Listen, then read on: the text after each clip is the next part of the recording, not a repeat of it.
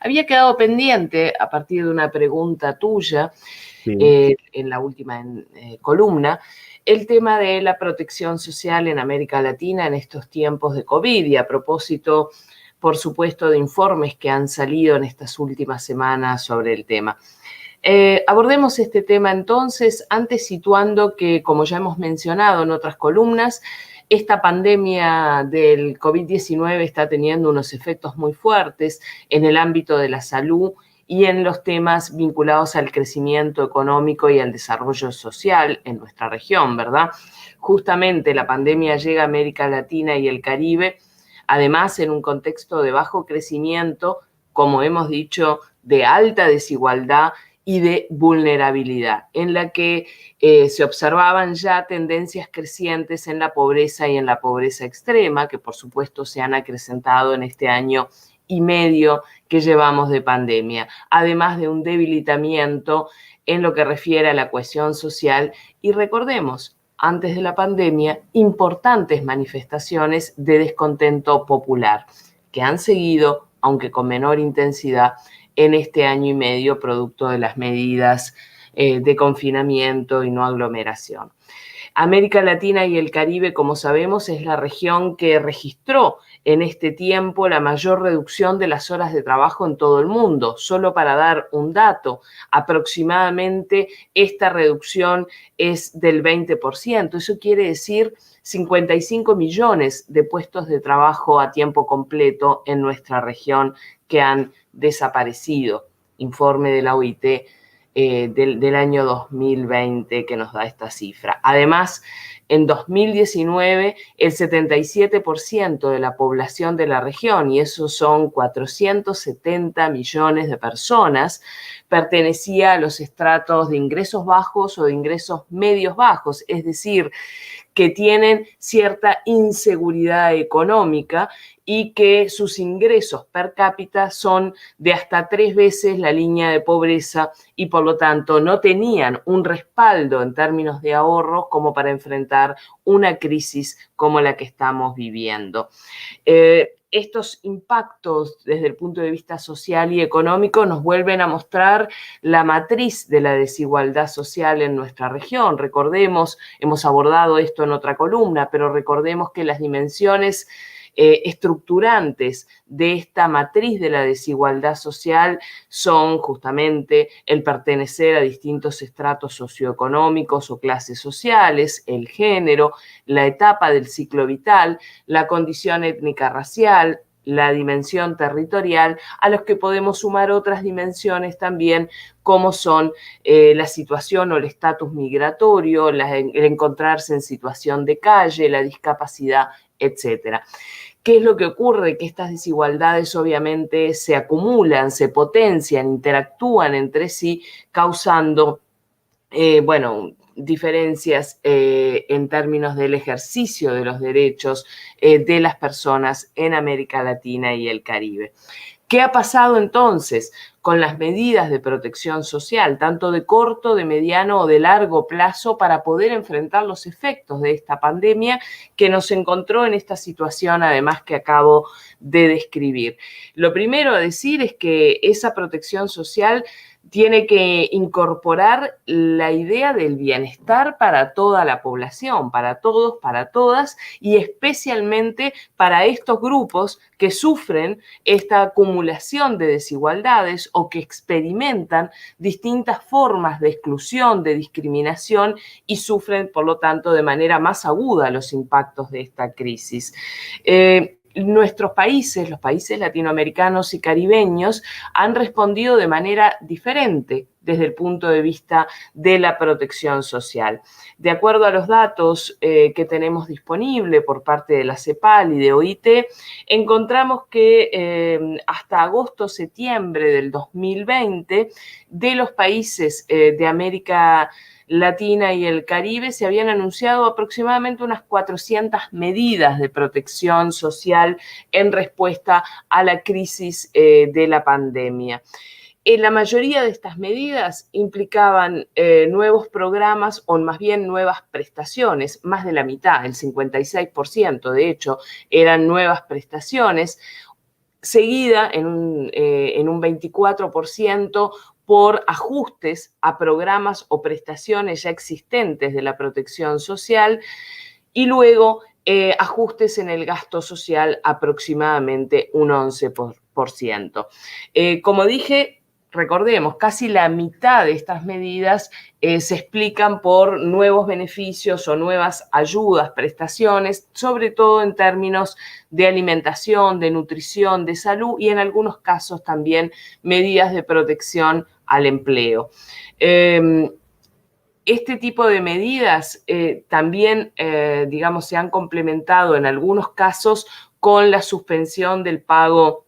de lo que llamamos servicios básicos o servicios esenciales, agua, luz, pero también la conectividad a Internet. Recordemos la importancia de este punto, por ejemplo, en los momentos de teletrabajo y teleeducación, ¿verdad? Así como el aumento en el monto de las transferencias monetarias que ya existían, ¿sí? Transferencias que ya se hacían, pero que aumentaron su monto. Entonces, tenemos nuevas transferencias monetarias, que es lo más frecuente en la región, 23 países de América Latina y el Caribe lo han hecho, aumento del monto de las transferencias que ya existían, 11 países que han hecho esto, anticipo en algunos casos de la entrega de transferencias existentes, las adelantaron en el tiempo, y aumento de la cobertura poblacional de esas transferencias, es decir, transferencias que ya existían, pero se aumenta la cantidad de gente que recibe esas transferencias. Si lo vamos a medir en números, ahí es donde encontramos nuevamente una gran desigualdad o una gran disparidad entre nuestros países de América Latina y el Caribe, ya que la cobertura de estos paquetes, digámosle así, de protección social, bueno, tiene una amplia variación en todos nuestros países. Entre un 0,7, ¿sí? Por ciento a más del 10% del PBI, dependiendo del país que miremos. Por ejemplo, en los extremos encontramos a República Dominicana con 0,7 y a Uruguay, mi país, con 0,7 del PBI destinado bueno, a la protección social en el marco de la pandemia. Y en el otro extremo encontramos a El Salvador con el 11% del PBI, a Chile con 6%, Perú, Brasil, Paraguay, todos en el entorno del 4%, Argentina con también casi un 4%, en promedio, globalmente, si miramos toda la región, América Latina y el Caribe destinó un 3,2% del Producto Bruto Interno para apoyar a la población en esta situación. También decir, porque importan las magnitudes en todo esto, que estas medidas que mencionaba, ¿verdad?, extraordinarias o medidas, digamos, que ampliaron los montos, prestaciones que ampliaron los montos, tienen también una desigualdad muy importante en cuanto al monto concreto que se entrega y varía desde 40 a 345 dólares, para llevarlo a una moneda igual para todos los países, para los hogares, las personas, ¿verdad? Desde 40 a 345 dólares en los distintos países de América Latina. Y dejar para el final, y quizás lo podemos analizar en alguna otra columna en las semanas próximas, que también estamos observando una tendencia muy reciente de las últimas semanas en nuestros países, o por lo menos en algunos de nuestros países de América Latina, sobre la necesidad de pedir contraprestaciones a la población por este tipo de medidas. ¿A qué me refiero? Pongo nuevamente el caso del Uruguay, donde se habla de, bueno, pedirle a la gente algo a cambio, digámoslo en lenguaje sencillo, ¿sí?, por estas prestaciones que el gobierno está otorgando. Y yo me pregunto allí, ¿se hicieron la pregunta? ¿Se hizo la pregunta, por ejemplo, el presidente del Uruguay sobre las contraprestaciones en casos de mujeres, también de varones, pero sabemos que la mayoría son mujeres, que están en sus casas intentando teletrabajar o desempleadas, pero cuidando hijos pequeños que no están asistiendo a la escuela o a la educación inicial porque está cerrada por la pandemia, ¿verdad? Están cerradas las formas presenciales de educación. Cuando discute esta medida de la contraprestación, ¿cómo sería posible para una mujer con 2 hijos, pensemos, en su casa, sin escuelas, sin educación inicial, obviamente en situación de vulnerabilidad desde el punto de vista socioeconómico, tener tiempo, nada más que tiempo, para poder cumplir con esas contraprestaciones? Prestemos atención a eso también, porque es una discusión que empieza a estar presente en todos nuestros países a raíz de este aumento supuesto de la ayuda o de las prestaciones para la protección social. Por ahí, Gustavo, quería dejar planteada la reflexión de hoy. Muy interesante, digo, me parece aparte que lo hace muy valioso tu columna de hoy es que nos planteas un panorama regional de lo que sucede en diferentes lugares, tratando de entender, pero me quedo con la sensación, digo, y por ahí es la última inquietud que te traslado, que todo esto no está generando modificaciones de base, digo, parecen parche sobre parche para tratar de atravesar la situación, inclusive, y casi te lo dejo como duda, si en estos casos a veces no se transforman casi en un sostén de las mismas lógicas capitalistas. O sea, si sostenemos con estos parches, permite que todo siga como venía, digo. No, no más que eso daría la sensación, ¿no? Bueno, efectivamente, en ninguno de nuestros países ha habido una discusión desde el punto de vista estructural, es decir, de cuáles son aquellos elementos estructurales que tenemos que modificar para evitar llegar a esta situación, no por la pandemia, sino por las desigualdades anteriores